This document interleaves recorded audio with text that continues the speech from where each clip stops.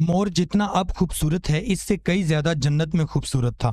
مور کی خوبصورتی پہ سبھی پرندے فدا تھے، لیکن ان سب خوبیوں کے باوجود مور سے ایسی کون سی خطا ہو گئی تھی جس سے اللہ تبارک و تعالیٰ نے مور کو جنت سے نکال دیا۔ اللہ تبارک و تعالیٰ نے جب حضرت آدم علیہ السلام اور اماں ہوا کو پیدا فرمایا، اس کے بعد ان کو جنت میں بھیج دیا۔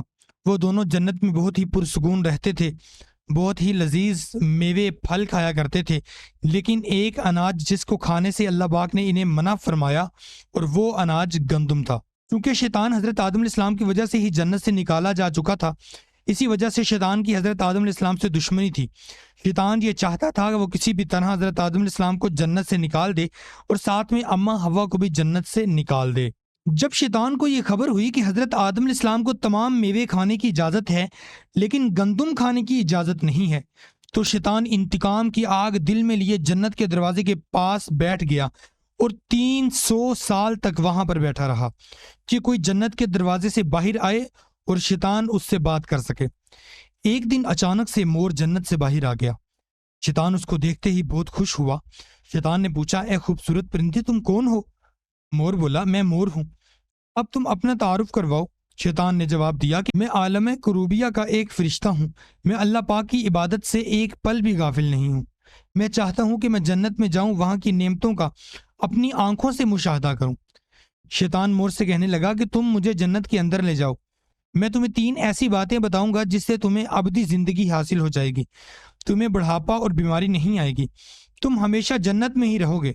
شیطان کی یہ باتیں سن کر لالچ میں آ کر مور نے کہا کہ مجھ سے تو یہ نہیں ہو سکے گا، مجھ میں اتنی طاقت نہیں کہ میں تمہیں جنت کے اندر لے جاؤں، لیکن ایک سانپ میرا دوست ہے، وہ شاید تمہاری مدد کر سکے۔ یہ کہہ کر مور سانپ کے پاس آیا، اس کو ساری بات بتائی۔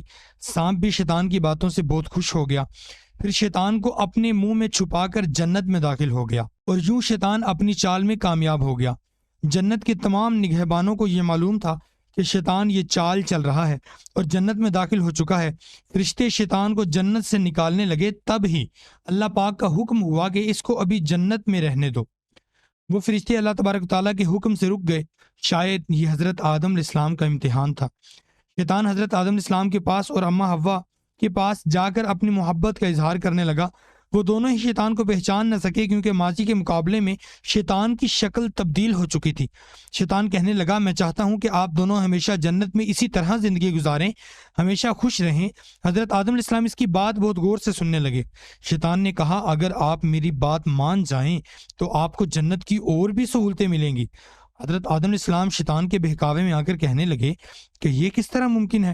شیطان کہنے لگا، ایک گندم کا دانہ اگر آپ دونوں چکھ لیں تو آپ کو ابدی حیات نصیب ہو جائے گی اور آپ جنت میں ہی رہیں گے۔ یہ بات سن کر حضرت آدم علیہ السلام کے دل میں رجحان پیدا ہوا، لیکن ان کے دل میں اللہ کی نافرمانی کا خوف غالب آ گیا۔ جبکہ اماں حوا شیطان کی باتوں میں آ گئیں، جس پر اماں حوا نے حضرت آدم علیہ السلام کو بھی راضی کیا، اور اس کے بعد دونوں نے گندم کا دانہ چکھ لیا۔ جیسے ہی گندم کا دانہ ان کے اندر گیا تو دونوں کے ستر واضح ہو گئے، جس کے بعد دونوں اپنے اپنے ستر چھپانے لگے اور خوف خدا سے کانپنے لگے۔ اسی دوران اللہ تبارک و تعالیٰ نے فرشتوں کو یہ حکم دیا کہ حضرت آدم علیہ السلام اور اماں حوا دونوں کو زمین پر اتار دو۔ حضرت آدم علیہ السلام کو سری لنکا کے قریب نیچے زمین پر بھیج دیا، جبکہ اماں حوا کو جدہ کی سرزمین پر اتارا گیا۔ جن خوبصورت پیروں سے چل کر مور شیطان کو جنت کے اندر لے کر آیا تھا، وہی خوبصورت پاؤں اللہ پاک نے مور سے لے لیے۔ سانپ جو اپنے منہ میں شیطان کو چھپا کر لایا تھا، اس کے منہ کی خوبصورت خوشبو کو چھین کر اس میں زہر ڈال دیا گیا، پھر مور کے ساتھ ساتھ سانپ کو بھی جنت سے نکال دیا گیا۔